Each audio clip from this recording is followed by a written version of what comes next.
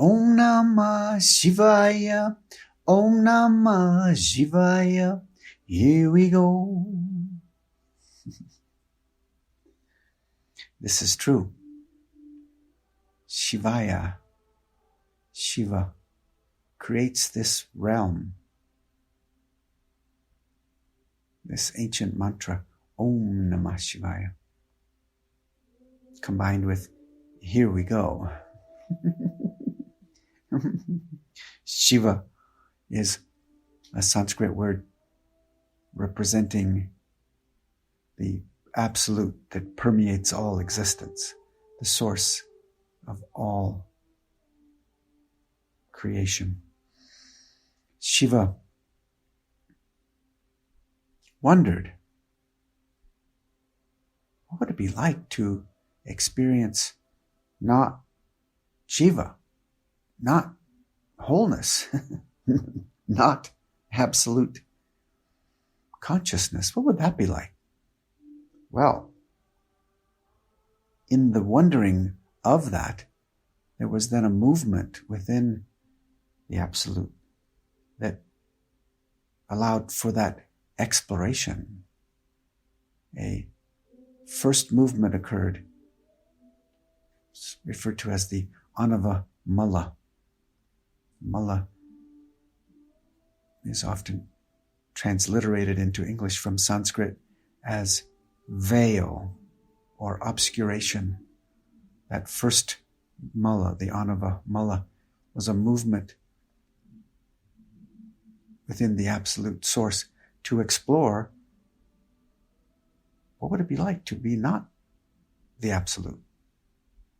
That first movement then created the experience of no longer being the absolute. So that was explored and eventually seen through. So there had to be a second mala, second veil, obscuration. That second veil is referred to as the Maya Mala.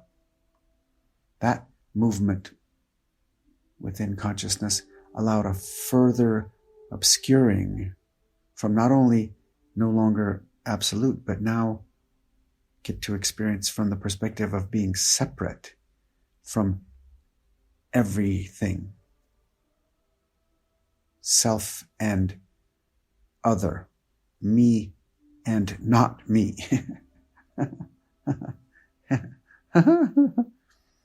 Yes. Mm-hmm. And so this was explored, and eventually there was a third mala, a third veil to deepen the exploration. That third veil is referred to as the karma mala. Now the game is on. Everything that occurs affects everything that occurs, affects everything that occurs. It now ripples on itself, entangles itself evermore. Every action vibrates and ripples, creating a really powerful obscuration combined with the first two. Every movement within the field ripples energetically. And so we've been exploring this for lifetimes and lifetimes and lifetimes. And what we notice about this that we're calling a lifetime, this human expression, the moment that this occurs, imagine a baby when the baby is born. Upon arrival, there is the need for oxygen. There'll be that first breath. The organism is no longer getting its rich supply of oxygen that it was getting inside the womb. It now needs oxygen. So there's a movement for oxygen. And then there will need to be warmth. The human mammal doesn't have any fur. He's not well equipped for the environment that it arrives in. Many other mammals, when they're born, they have some sort of, built-in warming system. The human mammal does not. So we'll need a blanket, maybe a cozy onesie or some cute little outfit of some sort to keep the body at the right temperature.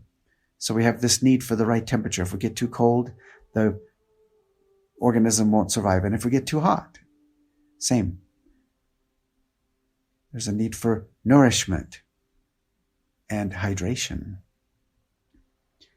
For these needs, there's a movement within the human expression that I call the wanter.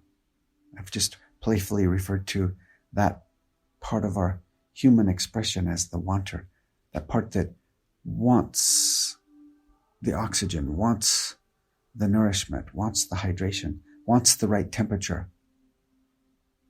And the nature of the wanter is it has to want and use strategies to try to get that. Like a baby will cry out for help. There's no language skills yet, but the baby will cry out. Wah, wah, wah. I'm having trouble here. I used to just be fed regularly. Now that's not occurring anymore. And I'm cold or I'm hot. This place is uncomfortable. So the wanter comes online to try to move away from discomfort, to move toward comfort. So when hunger happens, the wanter will rise up and try to get nourishment. And then if the nourishment happens, the wanter will rest temporarily. But it will have to rise up again when hunger happens again.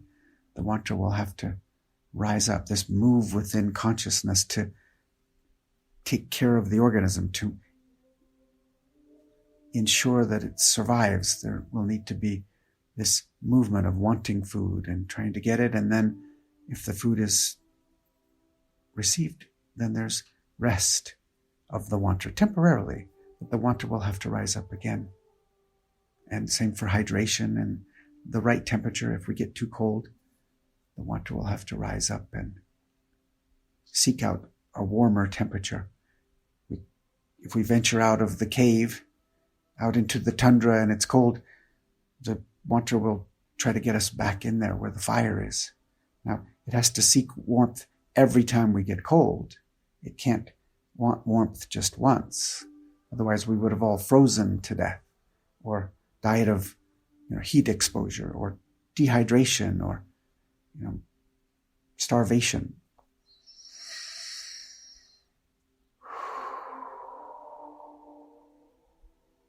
So this exquisite movement of consciousness that ensures survival. And what we notice about this is this movement that I call the wanter is very selfish. It has to be. Its sole function is to make sure the organism that it's of service to survives. So our wanter doesn't care about anybody else. Our wanter only cares about us. And that's not wrong or bad. That's just the nature of it. So within each of us, there is that movement of consciousness that I have over the years playfully referred to as the wanter. I want that food. That's my food, So whenever we do something very selfish, we're just operating from our wanter. Whenever anybody treats us in any kind of selfish way, if they're being controlling or manipulative or strategic or mean, the wanter can be mean. It's just they're operating from within that perspective. Now, the lovely realization that unfolds is that isn't all that we are. That absolutely is a part of our human experience, but it isn't all that we are. Because there's this essence within us, pure presence, pure awareness, that is inherently kind, inherently patient and understanding and compassionate and loving. It is absolutely true. And there's also this part of us that I playfully refer to as the wanter. So in any moment, how we're experiencing reality is played out through these perspectives. If we get pulled into our wanter, then we perceive reality as a problem to solve, some sort of dilemma that needs to be controlled and figured out and handled and strategized over, and or we can experience reality from the perspective of our eternal, true, absolute self, which understands that this isn't actually a place that's a problem to be solved. It's actually an adventure that we get to experience. However wild it is, it always is that, because our eternal self, our spirit, our soul, whatever word we want to use, can't be harmed by this. It's not harmable. It's not made out of matter. Notice this awareness that you're experiencing right now as you're listening to these words. If you are still listening, some may have turned this off long ago. Like, who is this crazy person? But if you're still listening, that part of you that's hearing this is pure awareness. It's happening through the ears, but it's the awareness that you are that's allowing the ears to hear and the mind to process the sounds into a language construct that's then arriving in all the neurons of your brain. The awareness is what allows all of that to function. If we were to go to a local morgue and, be with a dead body, there would still be ears, and the ear canal and all the, brain and all that would still be, in that body, but there would be no hearing going on because the awareness isn't lighting that organism up anymore. It's the awareness that powers up the organism, not the other way around. That seems to be the standard view within, medicine. It's consciousness that enlivens all of the sensory apparatus. This bioorganic sensory vehicle is enlivened by the awareness that we are. In many ways, it's like a computer. A computer has the capacity to do all kinds of functions and operations and display video and sound and all kinds of wonderful things that it's capable of functioning. And yet that doesn't happen unless there's electricity. It needs electricity, whether that's, electricity coming from a wall outlet or a battery source. Some sort of electrons need to flow. The electricity flows into the circuitry designed to then do computer things. Well, a computer without electricity doesn't do computer things. In the same way, this human body and mind doesn't do body and mind things without its electricity, which is pure consciousness, pure awareness. And that awareness that we are is just inherently at peace, inherently calm. It's not a physical thing that can be harmed. The awareness isn't made out of matter. Right now, this awareness that you are that's hearing these words is not a physical thing. Notice how you couldn't grab the awareness and show it to someone. And yet it's real. It's a subtler dimension of being. It's not made out of molecules. It's subtler than that. That's why we use words like consciousness or awareness or soul or spirit or being, presence, words like that, subtle words, to attempt to describe this awareness that we are, which is just inherently content. If you're just resting in this awareness, there is no wanter there. There's just awareness of whatever's occurring. And so this realm that we're experiencing is inherently that dynamic playing itself out. It's a dynamic play of perspectives.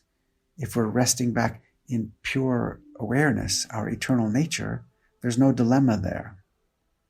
If we get pulled into our wanter, which happens a lot, we're not wrong or bad that happens. If we get pulled into our wanter, then we perceive reality from a different perspective. There will always be something to be analyzed, figured out, solved, tended to. The wanter sees this reality as a problem to be solved. Whereas from our true nature, we realize that this is all an adventure that we all get to experience together. This is the dynamic play in this exploration of separation that we're all experiencing together. And there can be a remembering again in this wild land of forgetting. Om Namah Shivaya, Om Namah Shivaya, here we go.